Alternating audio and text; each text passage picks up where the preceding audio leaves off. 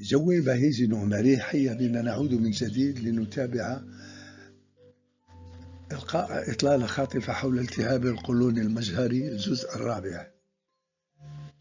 إن النص أشار إلى تزايد الإصابات لدى كبار السن، العلاقة المحتملة بين هذا المرض وبعض الأدوية الشائعة التي يتناولها هؤلاء المرضى مثل أدوية المعدة أو مضادات الالتهاب. تفسير الصورة: تقدم هذه الصورة ملخصا بيانيا دقيقا لبيانات انتشار التهاب القولون المجهري، مع التركيز على الفئات الأكثر عرضة للإصابة.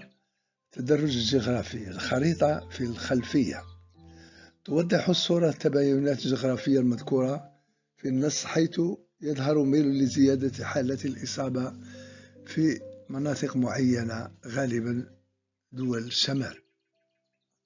الفئات المعرضة للخطر: ظلال: النساء فوق سن 50 يسير ظل المرأة، مع إشارة 20% إلى أنه عند النساء في هذا العمر اللواتي يعانين من إسهال مزمن مع منظار طبيعي، تصل احتمالية اكتشاف التهاب القولون المجهري تصل إلى 20%. الرجال فوق 70 وبالمثل يمثل ظل الرجل المسن الفئة المذكورة التي يرتفع فيها معدل الإصابات ليصل أيضا إلى 20%، مع معدل إصابة العام رقم 11.4. يمثل هذا الرقم عدد الحالات السنوية لكل 100,000 شخص، مما يؤكد أن المرض لم يعد نادرا وأصبح يقترب من معدلات الإصابة بالمرض الأمعاء الالتهابية المزمنة ميكي. دور طبيب الجهاز الهضمي: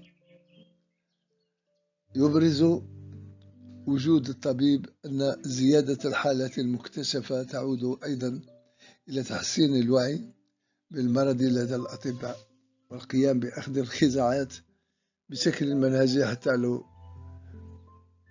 بدا القولون سليما.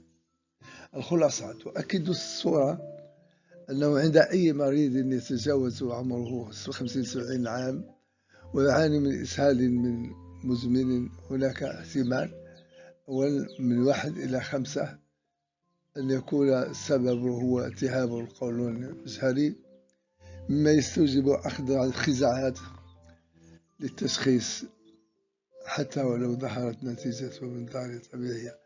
إلى اللقاء في حلقة مقبلة. أملنا أن هذه المعلومات مفيدة. تابعونا.